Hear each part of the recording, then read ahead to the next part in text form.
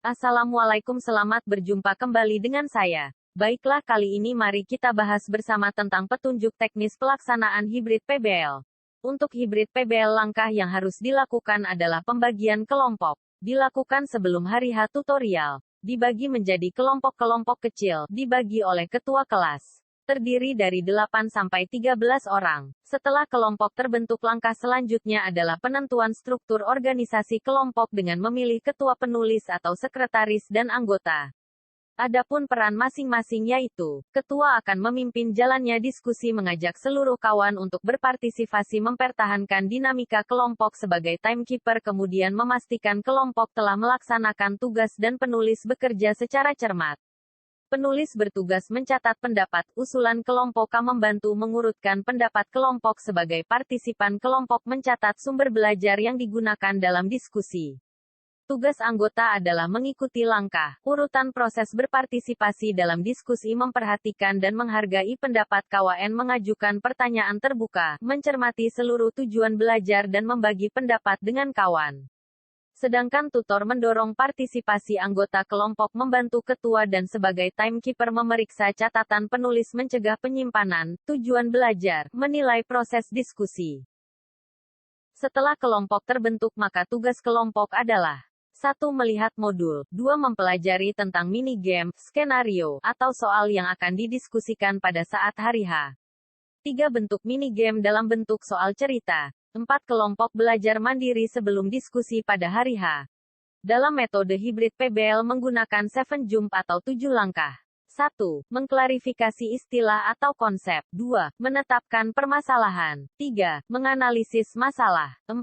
Menarik kesimpulan dari langkah 3. 5. Menetapkan tujuan pembelajaran. 6. Mengumpulkan informasi tambahan. Belajar mandir. 7. Mensintesis, menguji informasi baru.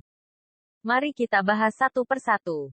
1. Mengklarifikasi istilah atau konsep. Istilah-istilah dalam skenario, mini game yang belum jelas atau menyebabkan timbulnya banyak interpretasi perlu ditulis dan diklarifikasi lebih dulu dengan bantuan kamus umum, kamus kedokteran, kamus keperawatan dan tutor. Jadi kata kunci pada tahap ini istilah yang belum jelas ditulis dan lakukan klarifikasi. Pada tahap kedua adalah menetapkan permasalahan. Masalah-masalah yang ada dalam skenario diidentifikasi dan dirumuskan dengan jelas. Pada tahap ketiga adalah menganalisis masalah.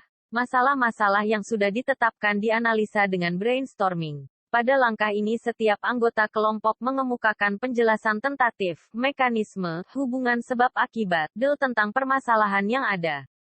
Pada langkah keempat adalah menarik kesimpulan dari langkah ketiga. Disimpulkan masalah-masalah yang sudah dianalisa pada langkah 3. Pada langkah kelima adalah menetapkan tujuan belajar. Pengetahuan atau informasi-informasi yang dibutuhkan untuk menjawab permasalahan dirumuskan dan disusun secara sintesis sebagai tujuan belajar atau tujuan instruksional khusus. Tik.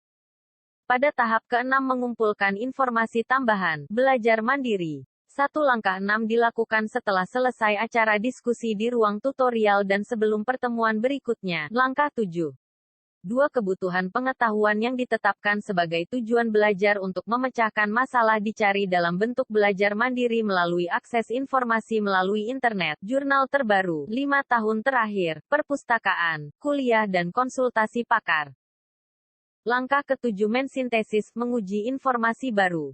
Pertemuan 7 adalah pertemuan kedua dengan tutor dalam minggu yang sama. Mensintesis, mengevaluasi dan menguji informasi baru hasil belajar mandiri setiap anggota.